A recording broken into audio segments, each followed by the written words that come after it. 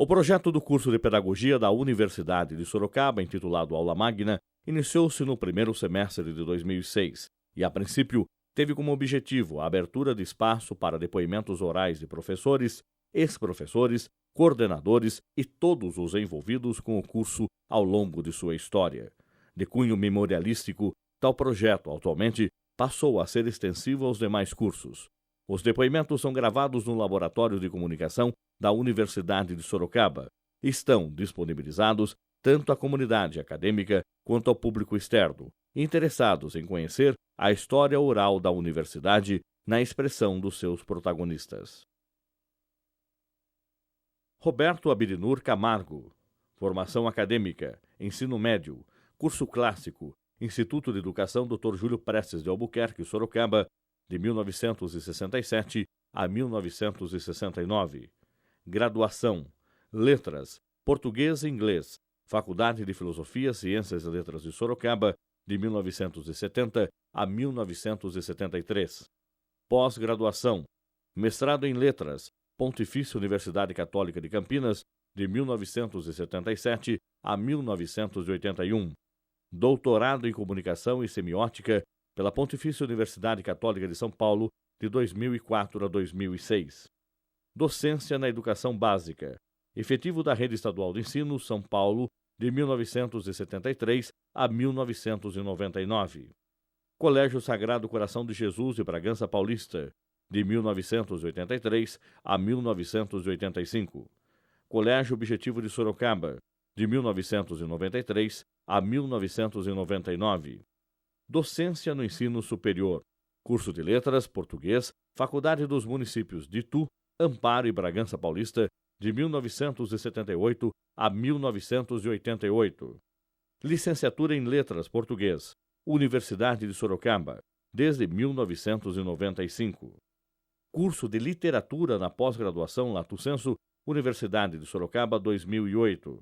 Professor convidado da graduação e pós-graduação da Escola Superior de Música e Artes do Espetáculo da cidade do Porto, Portugal, em 2004, 2005, 2006 e 2007. Atividades administrativas.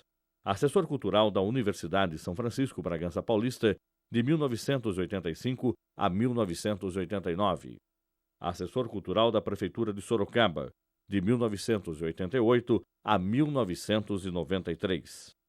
Coordenador da Licenciatura de Letras Português e Inglês da Universidade de Sorocaba, desde 2003. Diretor do Teatro Universitário Cartazes, desde 1995. Obras publicadas. A Última Estação, Dramaturgia, Rio de Janeiro, 1975.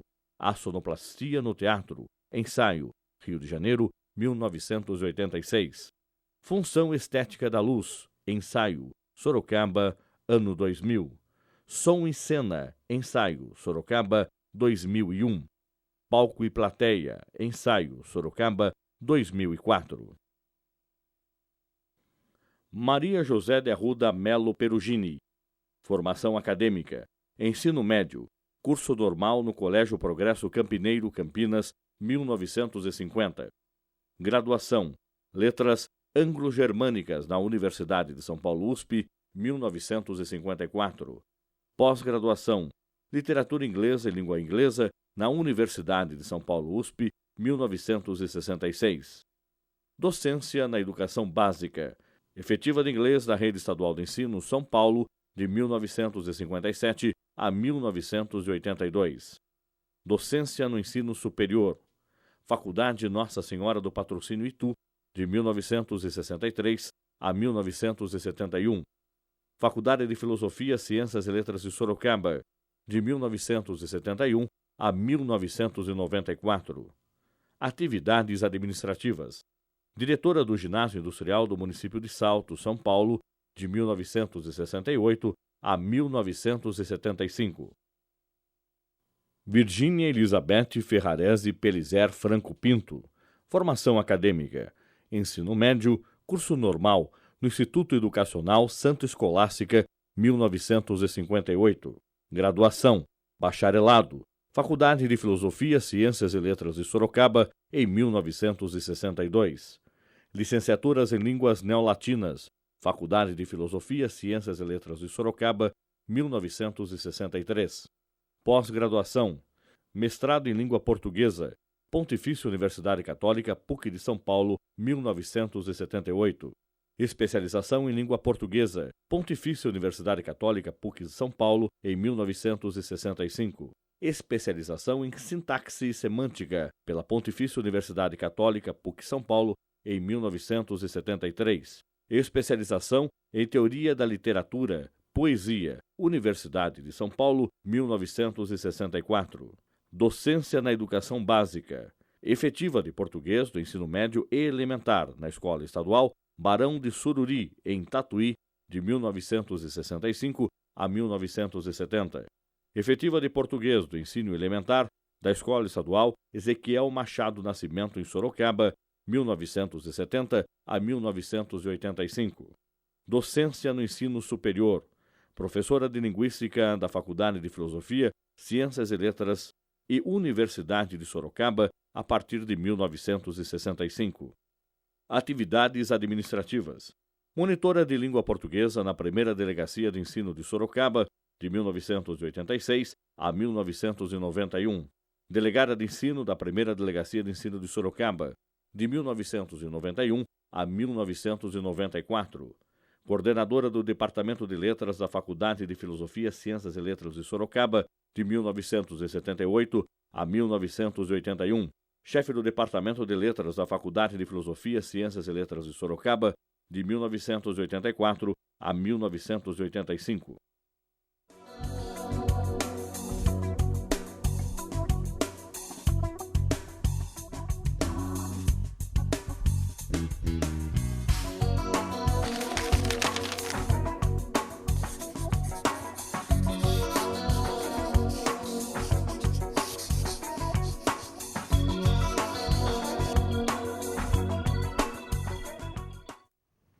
Nós estamos iniciando a 11ª edição do projeto Aula Magna, que é um projeto da Universidade de Sorocaba com o objetivo de resgatar a memória do corpo docente, né, da instituição, e deixar para a consulta de funcionários, professores, alunos da biblioteca e dos demais interessados para conhecer um pouquinho a respeito dos professores que passaram por essa instituição, que tem mais de 50 anos. O projeto é coordenado pela professora Dulcina Guimarães Rolim, do curso de Pedagogia, da área de Educação, e já está na 11ª edição, como eu falei.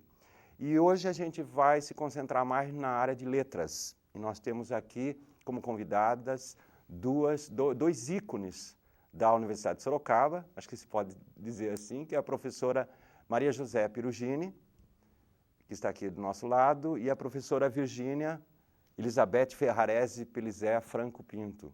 A professora Maria José é da área de inglês, de língua inglesa e literatura inglesa, foi minha professora, inclusive, e a professora Virgínia da área de linguística.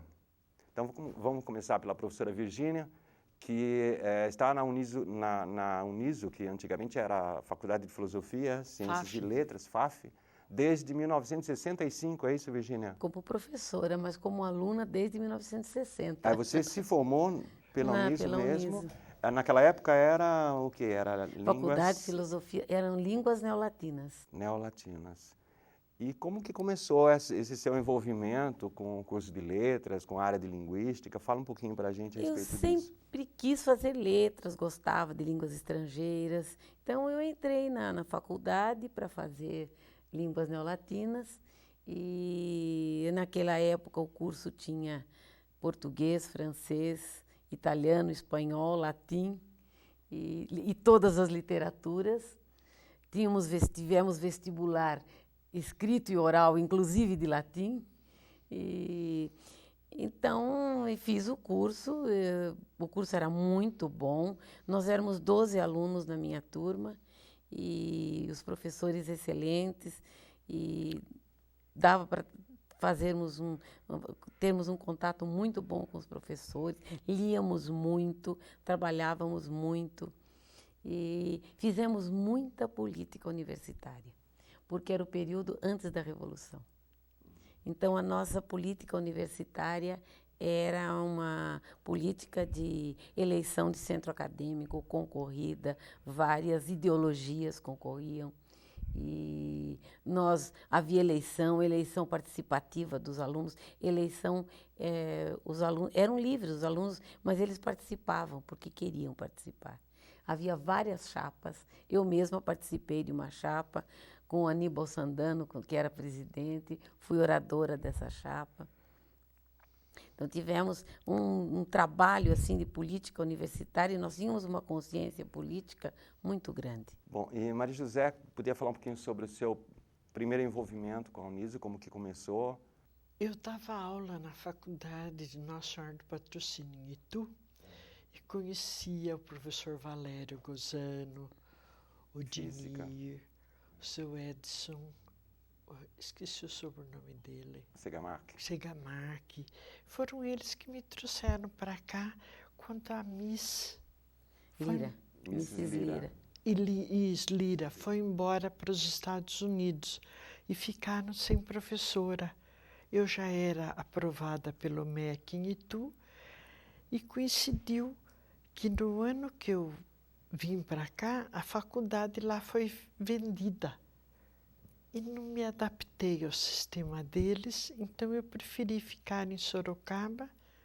Viajei 5 anos até mudar definitivamente para cá. Naquela época você estava em Salto ainda, que é a cidade... Salto de Itu. Não gosto que fale, mas é mais fácil para entender. Né? E vim para cá para assumir. Eu peguei pouquinhas aulas, porque eu ainda terminei a minha turma de Itu, e os professores já estavam todos adaptados, eu não quis tirar aula de ninguém. Eu conheci a Lucy, a Vera Alice e outros professores que lecionavam no setor de inglês, né? E comecei assim. E me aposentei em 94. Todo esse período eu lecionei. Tive que transferir a minha cadeira de professora estadual de Salto para cá. E daí que eu vim parar no Estadão. Ah, tá. Daí você já veio morar aqui. Vim já com se filharada, com tudo. São 7 filhos? 7 filhos. Maravilha, né? Que bom. Bom, Virgínia, você falou um pouquinho a respeito de revolução. Como é que era isso daí? Você que dava aula na Uniso nesse período desde eu dei aula 64, na Uniso. Aliás, você pegou um pouquinho depois, né? Eu logo que saí da Uniso, logo que terminei o curso, fui fazer uma pós-graduação na USP. E fui aceita. Naquela época, aluno de Sorocaba era aceito na USP imediatamente. Aluno de Sorocaba tinha muita base. Então, era aceito. Eu fui aceita pelo Antônio Cândido. Poxa. E pelo professor Amora, para fazer curso de pós-graduação. Só que, quando começou abril, já começou o tumulto, porque foi o ano da Revolução. Às vezes eu chegava lá, tinha havido guerra entre o Mackenzie e aí a Maria Antônia, ainda era na Maria Antônia a Faculdade de Filosofia da USP. E até balas no chão a gente encontrava. Então, às vezes não havia aula e tudo. Mas, apesar disso, fiz um bom curso, inclusive de cinema, com o Paulo Emílio Salles Gomes. Mas, terminado o ano, todos eles foram embora do Brasil. Então, esse curso encerrou. Aí eu passei a fazer curso na PUC e, logo em seguida, eu fui chamada para Linguística. Linguística não existia. Eu mesmo. Ela começou em 64, a disciplina começou em 64. Nos currículos. E nos currículos, mesmo nas matrizes curriculares das faculdades de letras, e graças aos esforços do Joaquim Matoso Câmara Júnior. No Rio, ele era o único professor de linguística no Brasil. E ele conseguiu, em 64, colocar a linguística como matéria obrigatória nas faculdades. E quem começou a dar aula de linguística foi Dona Francesca Cavalli, porque ela tinha dado aulas de italiano, mas o italiano acabou, porque nessa época também as faculdades passaram a ter só português e uma língua. E a nossa ficou com português e inglês, português e francês. Então, italiano e espanhol acabaram. Então, Dona Franca, como ela tinha uma base linguística, ela começou a dar aula de linguística. Aí ela foi fazer um curso no exterior e me chamaram para substituir.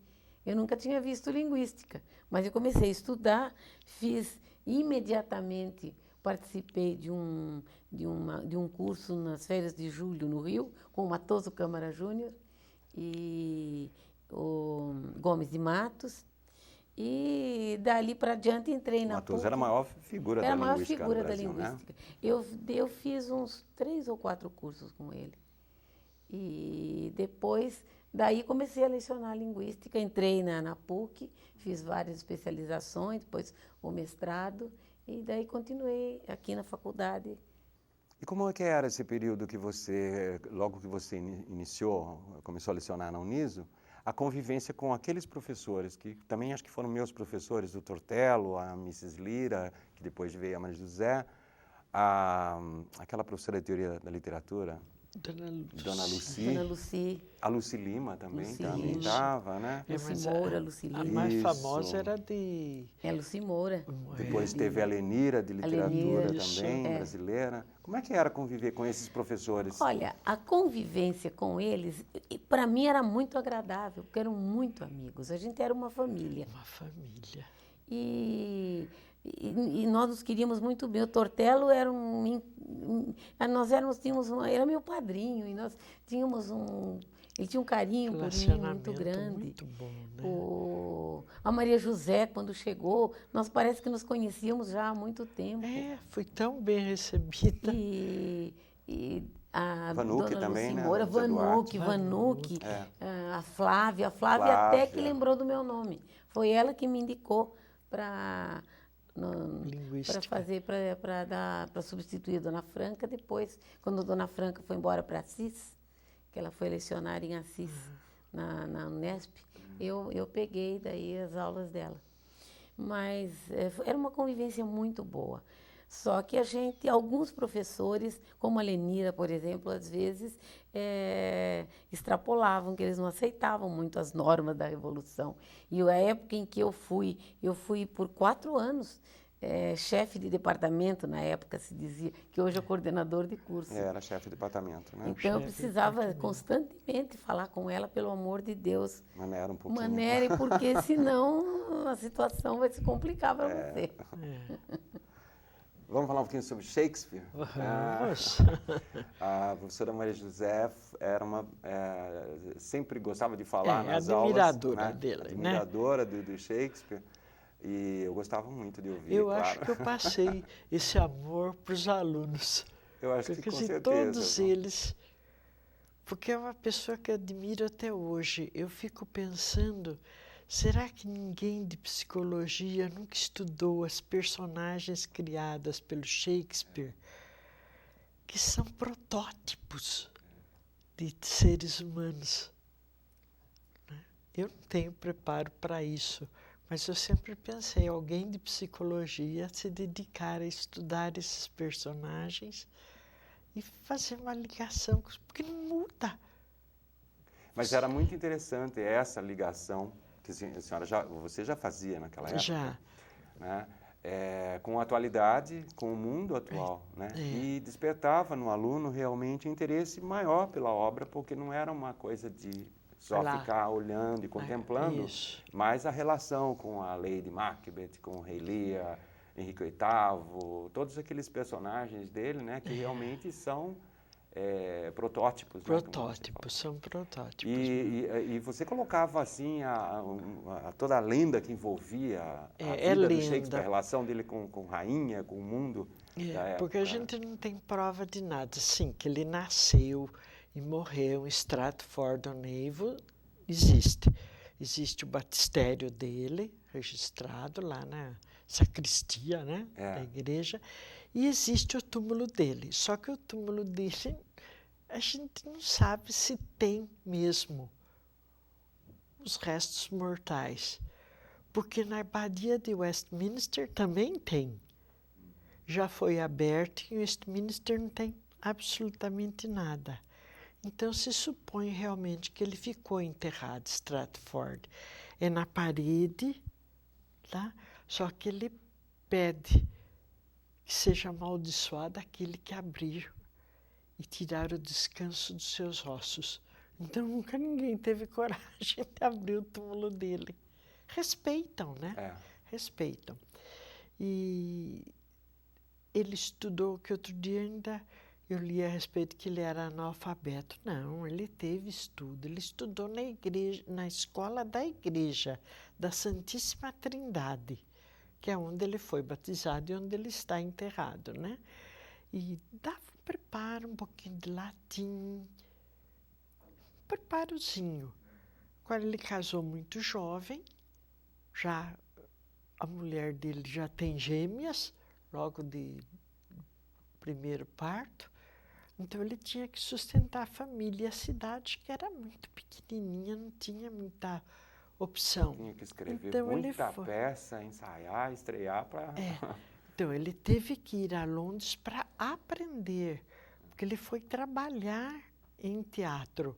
Dizem que ele começou tomando conta de cavalo, de carruagem que ia até lá. Um flanelinha, né? Uma flanelinha. Olha só. E foi tendo contato, ele devia ser muito expansivo e comunicativo mesmo. Acabou conhecendo os atores, porque naquela época não tinha atrizes, né? É só atores mesmo. Só homens que autores, né? Interessante que isso que ela está contando era a coisa mais atraente da aula. Porque hoje a gente tem essas informações com internet, com tudo, mas isso foi em 71, 72, e as aulas dela eram sempre acompanhadas dessa informação sobre a vida do autor, que a gente ficava assim, porque é interessante, porque a obra é interessante. Mas quando você tem esses detalhes, é muito interessante. Eu noto isso também nas aulas que eu dou de literatura brasileira. Às vezes eu conto do Álvares de Azevedo e fico falando da vida dele, a aula inteira. Eles ficam tudo perguntando, olhando, porque é uma forma de... Geralmente a gente tem contato só com o texto, né? Com a obra. Mas o autor é muito importante se conhecer. Tudo isso. O Shakespeare é uma... Mostrar que foi gente como nós, né?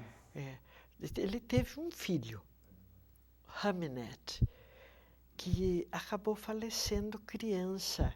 E coincidiu na mesma época ele perder o protetor dele, que foi acusado de traição, foi decapitado. Mas coincidência que ele acabou escrevendo Hamlet. O filho dele era Hamnet. É o contrário, do filho do pai, pai e filho. Tá? Interessante. E que foi considerado, acho que a maior tragédia dele, né, o Hamlet. Até hoje tem gente ainda querendo representar, né? Ainda outro dia eu estava lendo a respeito de um dos nossos atores que o sonho dele é fazer Hamlet no teatro.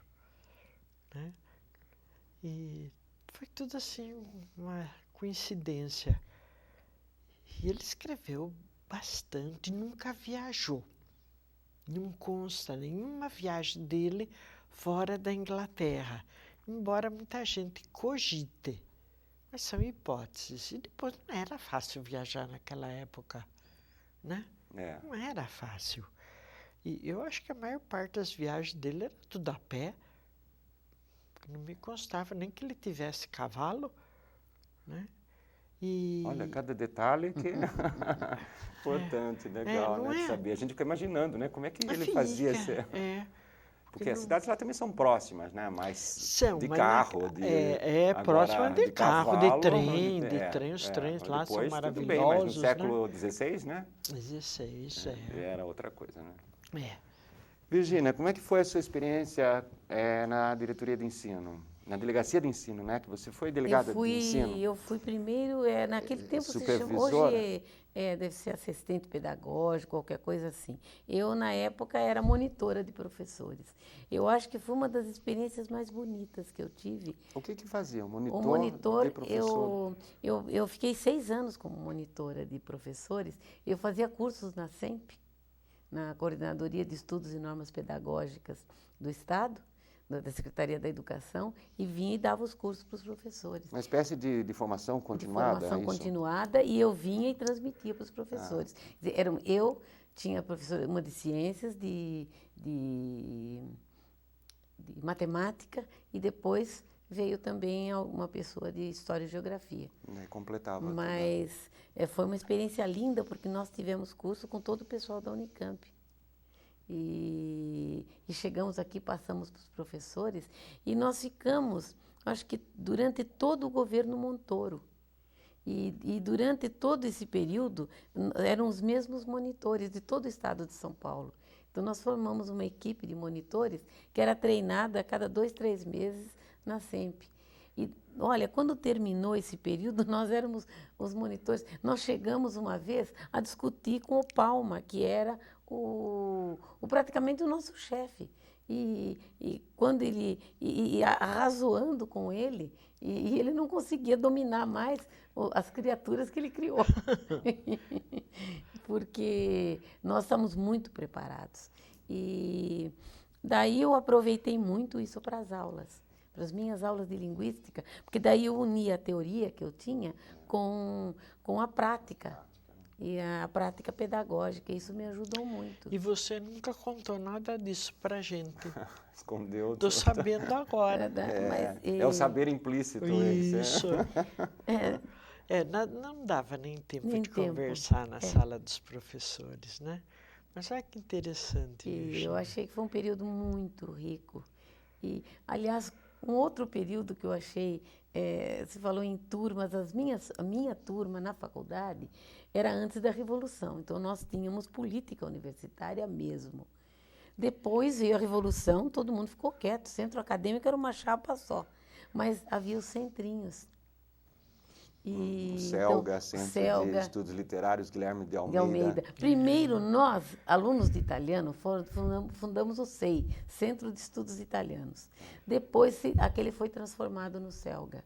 Quando eu estudava já era o CELGA. Era o CELGA. Quem deu esse nome de CELGA foi o professor José Gaspar. Gaspar? Porque foi na turma dele que deixou de ser Centro de Italiano e passou a ser Centro de Letras. E ele que era presidente na ocasião. Acho que era o quê? 65, 66, por aí? 65, por aí. Que deu o Centro de Estudos Guilherme de Almeida. Mas eu acho que no começo, para manter a cultura do jovem de letras da época e para manter assim, um certo dinamismo, foi muito importante o Centro de Letras. E como delegada de ensino, como que você vê agora a sua atuação naquela época, com aquela situação do Estado? Era anos 90, início dos anos 90? Anos 90. E como você vê isto hoje? A situação do ensino público?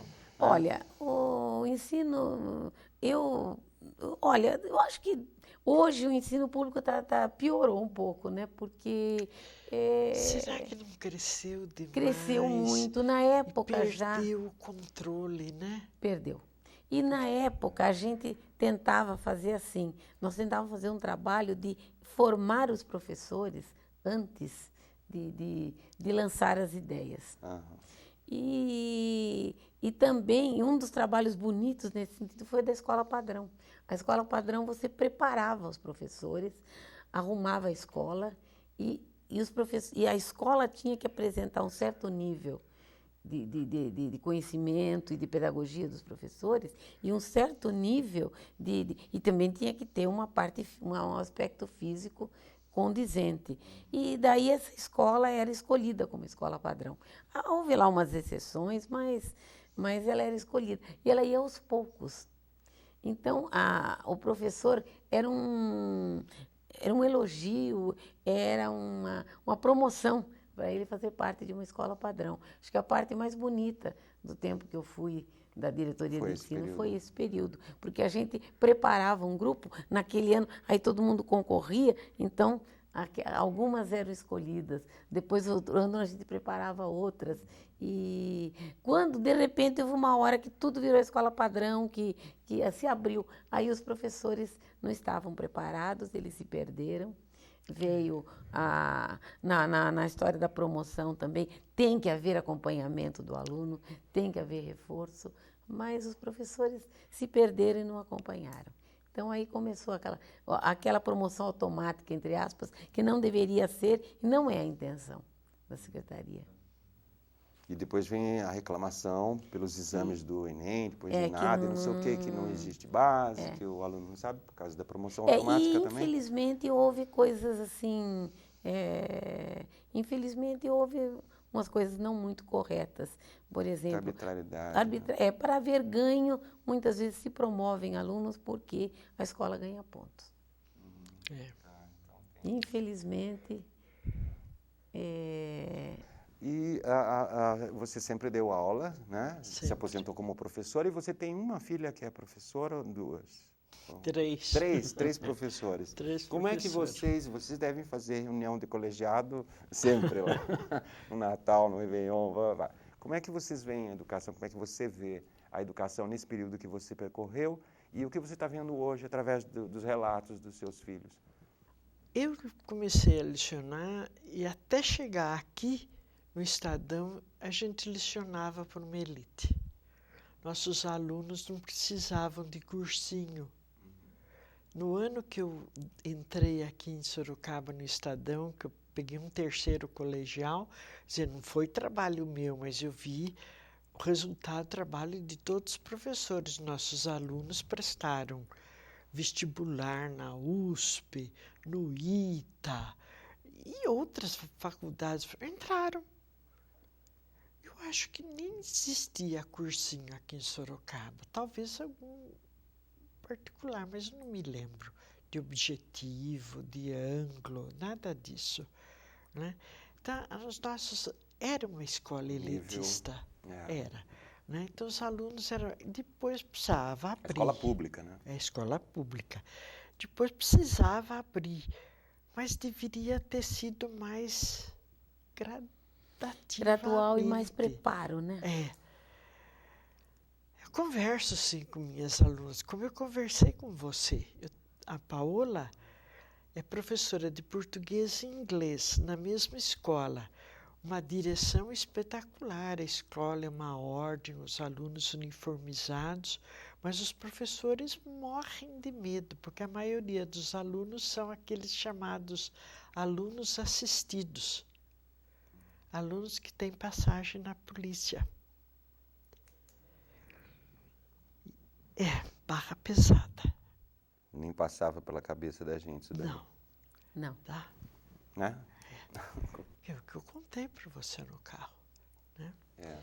E é a realidade que está cada vez mais a Paola acirrada, mora né? lá em Salto, que é onde ela leciona. Eu já falei Salto de Itu, né? Entre aspas. E ela foi assaltada na nossa chácara para dar carona para eles fugirem. Com revólver e tudo. Não queriam fazer nada, mas que sabiam que ela tinha carro e era meio do caminho, né, que eu contei para você. Então, até hoje ela fica meio assustada. Você, como professora, sempre foi uma professora muito generosa, independente das qualidades e da preparação, mas você era uma pessoa generosa. Mas houve algum caso assim de vingança de aluno, de furar pneu, alguma coisa parecida? Não, para mim não. Só houve um caso de uma aluna que eu quis ajudar, depois de uma história trágica que ela contou, e eu tentei ajudá-la. Eu acho que quando havia aquele curso semestral, lembra que uns anos houve curso semestral. Então eu ajudei a passar para o segundo semestre. E quando eu fui perguntar para ela como é que estava a história que ela contou da família, ela olhou bem para o meu rosto. A senhora é louca? Eu fiquei passada. Falei para ela, muito obrigado pela lição. Quando chegou no fim do ano, ela veio conversar comigo e falou, não esqueça que eu sou louca. Foi única. Assim, Nem no carro das minhas filhas, nunca mexendo, porque eu tenho uma que é professora de História, que está agora em Cotia, e tenho a outra que é professora de Ciências, trabalha em Votorantim. Não, nunca furaram um pneu, nunca arriscaram, normal, mas já viram. Em geral, professor de matemática. Mas Professor de matemática, mais professores bravo, mais exigente, né? de física, que acho que são as matérias mais difíceis, né? E você? Teve algum Olha, caso nunca que tenha tive marcado assim, caso com um aluno? assim que tenha. Eu sempre tive assim, muita amizade com os alunos, né? E nunca tive. Agora, em questão de violência, eu não peguei uma fase, porque praticamente 85 foi o ano que eu fui para a diretoria. Eu só peguei violência quando eu já estava na diretoria de ensino. Uma escola, Através das escolas, através né, que das chegavam. escolas. Uma escola de Sorocaba foi apedrejada por traficantes. E eles não deixavam mais as professoras darem aula. As professoras entravam, eles cercavam, porque a diretora impedia que eles entrassem ali na escola. Então, eles apedrejavam, que precisava a professora e crianças deitarem no chão. Nós precisamos fazer uma reunião com a polícia, civil e militar, pedir apoio. Aí a polícia militar ficou, uma hora era civil com viaturas, outra hora militar a cavalo, ficaram cercando a escola e fechamos a escola por uma semana, até que eles foram, alguns eram menores, foram para a antiga FEBEM, outros eram maiores, foram presos. Mas choca, não é, gente? Acho que o único Choca caso muito. grave que me marcou muito, mas não foi comigo, mas eu tive que ir à polícia com a diretora, com os professores, apavorados. E os seus alunos, os seus ex-alunos da minha turma e das outras turmas que vieram antes e depois? O que você tem contato? Eles Tenho procuram? alguns, Como é que é? eu tenho contato, me telefono. Outro dia, agora, na Páscoa, domingo de Páscoa, me telefonou uma de São Roque. Eu não sei o sobrenome dela, é Wanda. Foi sua aluna também, porque ela fez letras, né? E ela, de uma gentileza, gostoso entrar em banco, em casas comerciais e ser chamada pelo nome. Ai, que alívio, né? A gente é conhecida e é atendida. Não digo que façam diferença, mas pelo menos só ser chamada pelo nome já é alguma coisa, né? Então eu tenho contato. Mas toda vez que eles se encontram, né? Tem a minha turma, às vezes se encontra também, né? A turma de 73. E fica aquele comentário e voltam todos o nome de todo mundo, assim, Dona Maria José, Dona Virgínia, não sei o quê, o seu Tortello, né? E começa a lembrar daquele, revive, né? Porque acho que o professor, isso é legal, né? Tem essa, acho que é uma coisa bem gratificante, porque fica muito importante na formação das pessoas, né? Aquela convivência, tudo, né? E você, Virgínia?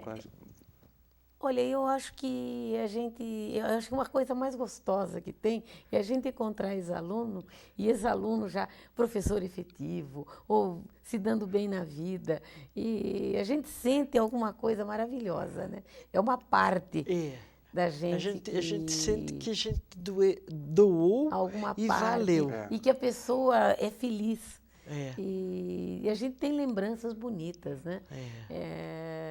Mesmo, por exemplo, da sua turma, né? O Celso Ribeiro. O Celso, Marvadão. O Marvadão. Herman. Herman depois foi meu colega, trabalhou comigo. O Roberto Samuel Sanches, você. Macambira, Cleide Campelo, Macambira, Rui. E era toda uma equipe que cuidava do centrinho. E vocês traziam professores de São Paulo, faziam cursos na época. Então, Orestes, lembra do Orestes? Orestes. Sumiu, nunca mais ouvi, mas era... Vocês eram, assim, pessoas que, na época, a parte política foi um pouco abafada, mas a parte cultural, esse grupo Era válvula manteve, de escape, de né? escape. Então, eles se mantiveram muito bem e trouxeram professores e davam cursos maravilhosos.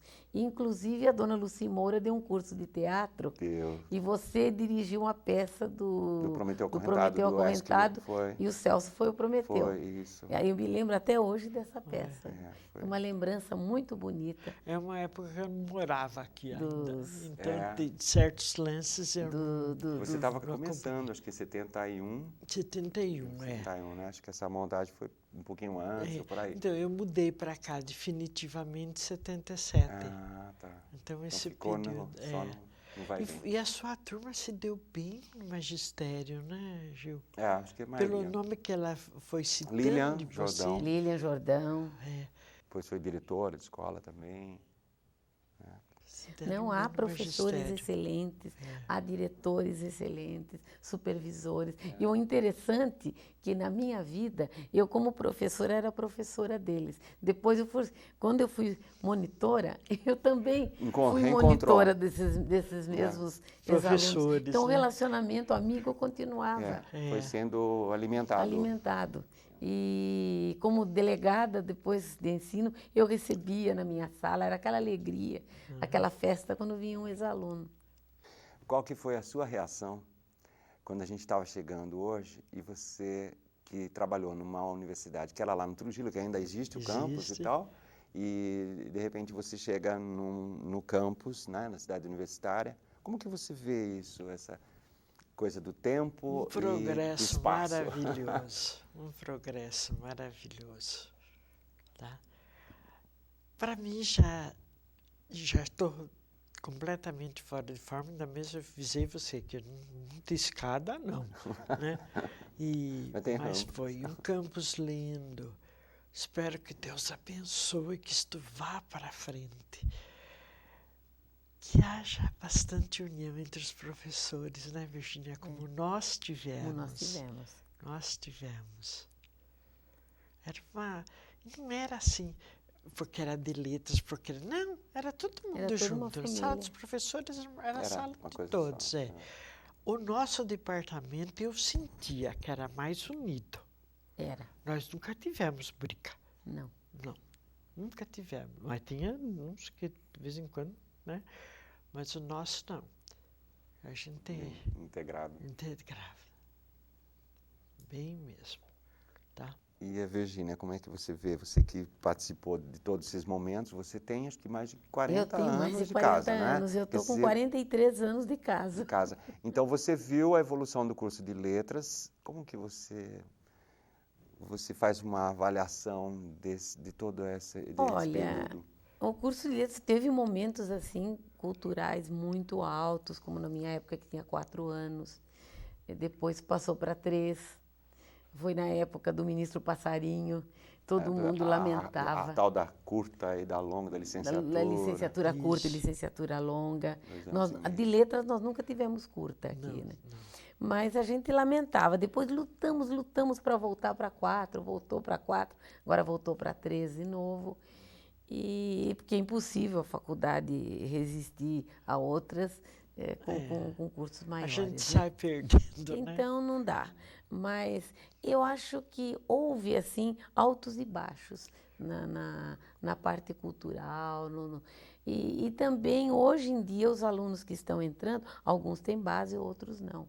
Mas a gente encontra entre o pessoal que às vezes tem uma certa dificuldade, muito esforço.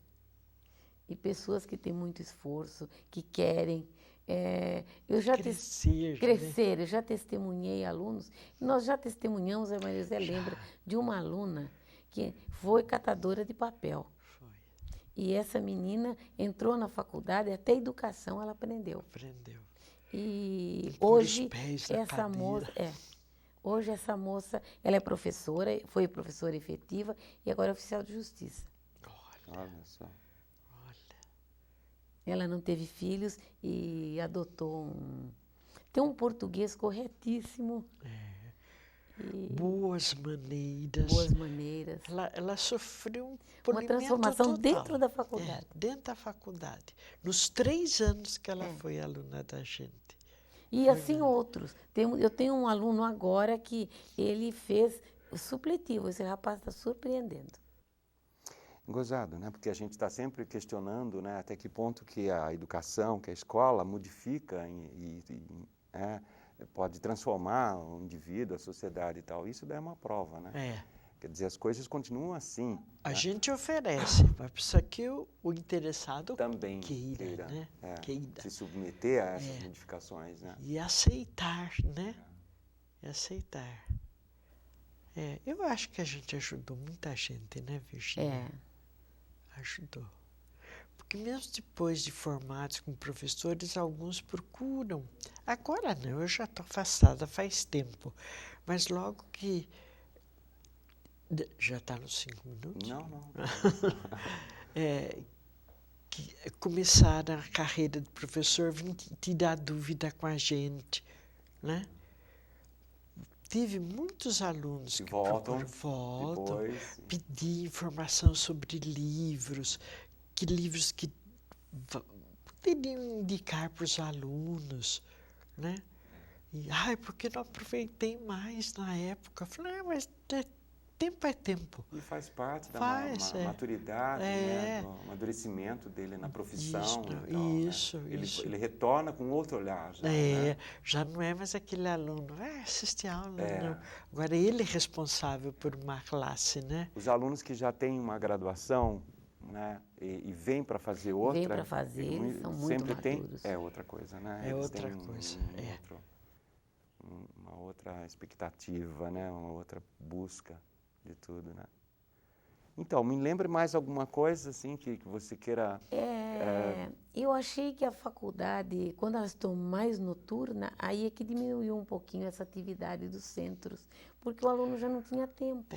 Ele, coitado, trabalhava durante o dia, ou até hoje, né? Trabalha durante o dia, chega na faculdade... Vai às vezes, sem jantar, sem banho, e fica ali até tarde, se esforça. Então, não há tanto tempo para atividade cultural, para atividade até política, como nós tínhamos, né? Agora, esses cursos... Não tem um envolvimento, né? Não tem. Mesmo da nossa parte, dos professores, né? Que a gente tem outras ocupações, a gente não pode ficar o dia todo com o aluno. Ele não pode ficar com a gente e a gente também não pode. Na minha época era o dia todo, era de manhã e à tarde a faculdade. E é o caso das públicas também, né? Em que existe uma convivência maior, o professor vai até almoçar com o aluno ali no restaurante universitário, e está vivenciando, né? Conversando e tudo, né? A faculdade particular e os cursos noturnos já têm essa dificuldade. Já tem essa dificuldade, né? Apesar de que eu acho que eles têm feito, como o concurso literário. Tem algumas atividades que servem para integrar mais, né? Aproximar. E também algumas palestras que eles têm feito. O concurso literário está cada vez melhor, eu acho. Então, eu acho que isso está ajudando também. Parte da extensão, que eles falam, né? Que tem. E eu não sei, tem uma turma agora começando pela manhã de novo, e uma turma muito boa. Eu fiquei sabendo. Uma turma muito boa. A Marilena Gruma esteve em casa e contou. Bom, ela está dando aula também para essa turma. Porque a turma que vai de manhã... Vocês têm outra situação econômica, o seu interesse é muito maior, sempre rende mais. Rende mais. A turma da manhã sempre rende mais. Ou a gente já vai dar aula mais descansado. Então a gente também se doa muito mais.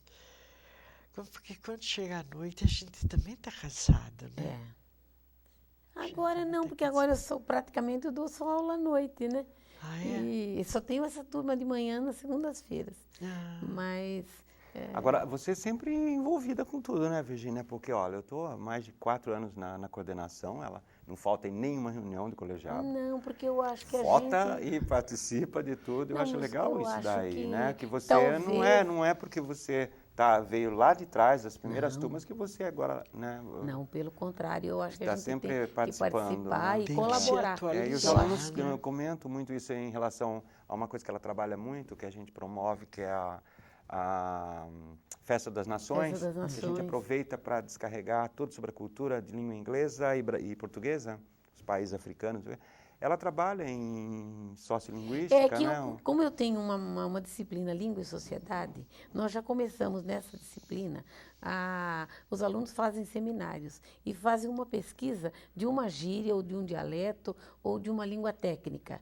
E trazem, aí eles trazem a cultura desse grupo e trazem também o vocabulário, as expressões desse grupo. Música, poesia e enfim, né? Por exemplo, o pessoal que trouxe língua técnica da capoeira trouxe os capoeiristas para dançar.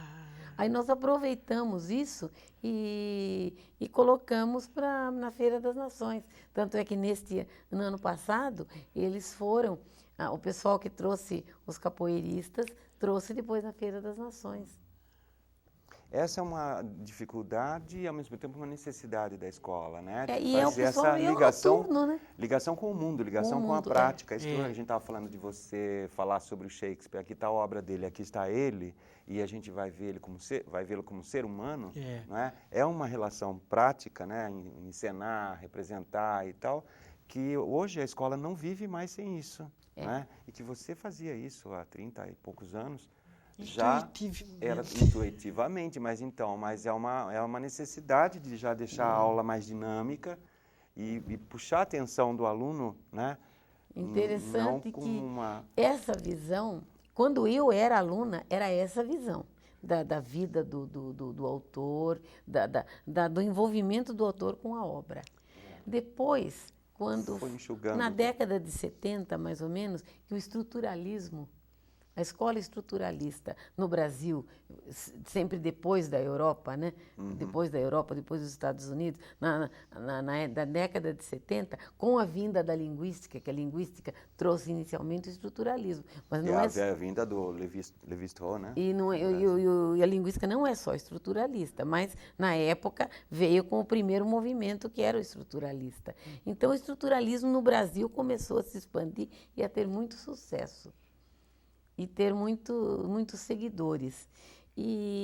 Mas ele influenciou nessa construção metodológica do saber, e como a instrução programada, as avaliações em cima de testes de múltipla escolha, não é? As relações intermináveis de verbos do inglês, os regulares, os irregulares. Influenciou muito no ensino de língua. Hoje já mudou. Já mudou de novo. Voltou de novo. Porque ele deixou o ensino muito pragmático, deixou de lado a reflexão. Agora, na literatura começou a influir. Também. E veio uma professora, eu não sei se a Maria José se lembra, para dar aula no curso, numa turma, que foi a turma do Macambira. Foi a última turma de 4 anos, a Dulce Adorno.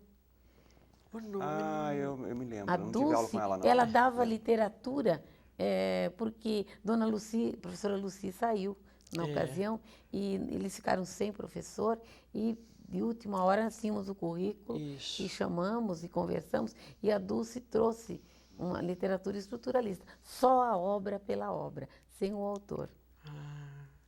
E na época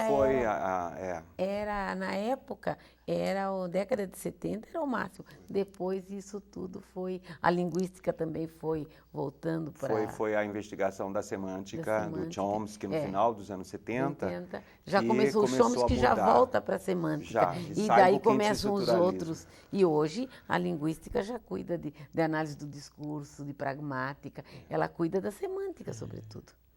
Foi, acho que, uma época, né? Foi uma estruturalismo época do estruturalismo. O sucesso do estruturalismo. Eu não me envolvi no estruturalismo. Eu me envolvi porque eu era professora de linguística. Fazia parte. Mas na literatura eu assistia até às aulas da Dulce. Mas aquilo para mim... Mas a informação... É muito frio. É muito frio. Mas influenciou demais as comunicações. A informação, a mídia, os jornais. Foi. Isso chegou até pouco tempo, agora a mídia está... Por exemplo, de você citar o nome de um político, entre parênteses, quando nasceu, e onde nasceu, não sei o quê, aí, quantos anos ele tem, se ele tem 52, se ele tem 48 e tal. Tudo isso é contribuição do estruturalismo que queria uma coisa bem enxuta, bem precisa e prática, como você falou, né? Ele teve uma glória de colocar a linguística como ciência, de transformá-la numa ciência. Mas, quer dizer, para a gente estudar fonética, para a gente estudar morfologia, dá. Mas depois a gente tem que partir para outras coisas. Mas essa organização que o estruturalismo possibilitou, a organização dos dados, das informações, não, isso é válido, foi essencial para a chegada da internet, para a chegada do mundo isso informático, das até tecnologias hoje. digitais, que são resultado de uma organização, de um sistema. Isso é válido até hoje. Até hoje. E eu me lembro de ter feito um Instituto Interamericano de Linguística, numas férias de janeiro de 69, na USP. E eu me matriculei em cursos assim, português, linguística do português, morfossintaxe, mas tinha um curso linguística computacional. Tinha uma meia dúzia de alunos. Para nós parecia um bicho de 7 cabeças. E hoje a semiótica e a matemática estão ali, cruzando, quer dizer, já tem uma coisa que eu procurava fazer na parte histórica e literatura, comparação com o que estava acontecendo no Brasil na época. Sabe? Devagar, né? Porque era ditadura. Né? Então tinha não, mas por exemplo assim, a época de Shakespeare, né? No Brasil, quando ele nasceu, era capitanias, né? Então eu fazia essa correlação. E quando chegava na literatura norte-americana, ficava mais fácil fazer a comparação. Para que eles tivessem base para pensarem, puxa, em ano tal aconteceu isso aqui. E lá já era assim, assim, assim. Era uma coisa que eu procurava fazer. Não sei se às vezes os alunos... Essa correlação, né? Claro, é importante para saber até que ponto nós temos a formação da nossa identidade nacional, né? E o que Portugal estava fazendo que não estava transpirando, respirando, o que a Inglaterra fazia na época. Quer dizer, não chegou aqui, né? Não. Muita coisa da Idade Média, não sei o que vinha filtrada pelo Shakespeare, né? E que foi aos poucos depois entrando em Portugal e chegando para cá, né? E é interessante essa relação. O que acontece com o mundo hoje, quando nós temos uma literatura aqui, um programa de ensino aqui, e o que isso tem a ver com o Iraque, isso tem a ver com Bagdá, com Líbano, com o mundo inteiro, com Bush, com tudo. Agora, com essa facilidade de comunicação, está acontecendo lá, nós estamos sabendo aqui, não? Mas a relação, às vezes, não se faz. Nós estamos vivendo um mundo de muita informação, mas informações desconexas, desconectadas. Quer dizer, é preciso juntar tudo isso para saber o que isso tem a ver.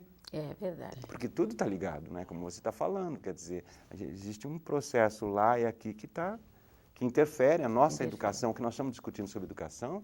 O buraco está mais embaixo, quer dizer, onde que está a base disso tudo, que leva o mundo a estar assim, o nosso aluno a estar assim, nós, o ensino, né? Uma relação que... e passa pelas aulas, claro. O professor sensível, ele vai captar isso daí, né? Eu acho que você captou muito bem já naquela época, já fazia essas conexões aí. Principalmente na época da Revolução, a gente tinha que ter um certo cuidado. Eu não mas sei metaforicamente, mas falava. Porque em língua inglesa não mexeu em nada. Na parte da literatura, eram outros países. Então eu nunca tive problema nenhum. Não senti a opressão da ditadura, eu não senti. Falando de país estrangeiro, né? Uma coisa que eu acho que a gente devia procurar alguém que fizesse esse estudo, uma aproximação maior com o islamismo. Será que é tão terrorizante quanto a gente pensa? Porque tem tanta informação que não chega para nós, né? Gente boa, instruída. A gente tem que lembrar que política fica na mão de uma meia dúzia, né? Mas é uma coisa também que está chegando. Você vê, na nossa época, que a gente está falando aí, anos 60, havia a figura de um ícone da época, era o Gibran, Khalil Gibran, do Profeta, né? Que era praticamente, foi resgatado pelos Beatles na época, né? E aí fez sucesso mundial aquele livro e tudo mais, né? Ele está sendo resgatado hoje, inclusive eu vi no Estadão já uma matéria, né, de reedição, de exposição em São Paulo, e está tendo isso que você está falando, eu acho que tem tudo a ver, quer dizer, está tendo uma preocupação com a questão da vida nua, que já vem de estudos islâmicos, do fundamentalismo e tal, que está começando a chegar, está começando a ser traduzido para nós, né? Tá na internet e tudo, mas em inglês. Porque a gente ouve falar esporadicamente, do Irã a gente ouve falar mais de autores, né? Cinema deles. Cinema, que é ótimo, né? Um dos melhores. Pois é, não há de ser tão aterrorizante como a gente pensa. Não, a informação é bloqueada quando a pessoa é radical. E infelizmente em todos os credos, em todas as tendências há pessoas radicais. Eu me lembro, às vezes, das brigas que a gente tinha na faculdade, no tempo da política universitária, porque tinha os radicais de esquerda e tinha os radicais de direita. Eu me lembro de uma vez 2 alunos, a gente fazia assembleias, assembleia de aluno, na minha época, de aluna, era o que hoje é o Salão Vermelho, era o Salão Nobre, na época era cheio de aluno. E os alunos iam porque queriam, não iam para a assembleia, mas iam porque queriam. Mas, e a gente discutia e brigava. E houve uma vez, 2 foram as vias de fato, né? Rolaram lá no chão. Gente, que pena que estamos chegando no finalzinho, está esquentando a coisa, né? Quer dizer, essa coisa da política, o mundo sempre ele esteve nessa crise, né? Que faz parte da evolução e tudo mais. E mesmo nessa época da ditadura, nós quase não conseguimos enxergar a guerra do Vietnã. Então, o mundo sempre teve, né? E naquela época a gente via mais o problema da gente aqui. O hippie daqui não tem nada a ver com o hippie dos Estados Unidos, era uma imitação, né? E hoje tem essas guerras aí no Oriente e a coisa não para, não sossega, é Pentágono, é não sei o quê, é Torres Gêmeas e tal, que faz a gente pensar que isso tudo está por trás, né? Está por trás do mundo da gente e acho que até nos dá a esperança de saber que num país tão pobre, com tanta dificuldade como o Brasil, existe, por outro lado, um sucesso muito grande, né, de um povo muito alegre, um povo que tem esperança, né, que parece que foi a última coisa que sobrou da caixinha de Pandora, né, sai tudo. O que não presta, fica só a esperança. Mas e isso que eu acho que guia que está por trás dessa nossa profissão.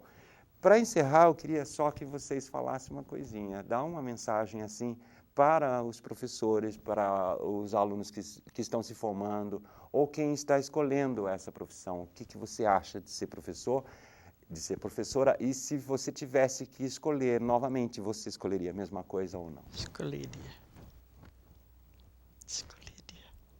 Você é feliz com o que você escolheu? Tenho fé. Acredite em si. Tenho esperança, como você disse, que há muito para fazer e nós podemos contribuir como professores. Que bom, muito obrigado. Valeu, muito bom. Viu? E você, Virginia? Eu seria professora, continuaria. Porque eu acho que o lugar onde mais a gente dá e recebe amor é na sala de aula. Que bonito, bonito. Parabéns. Obrigado.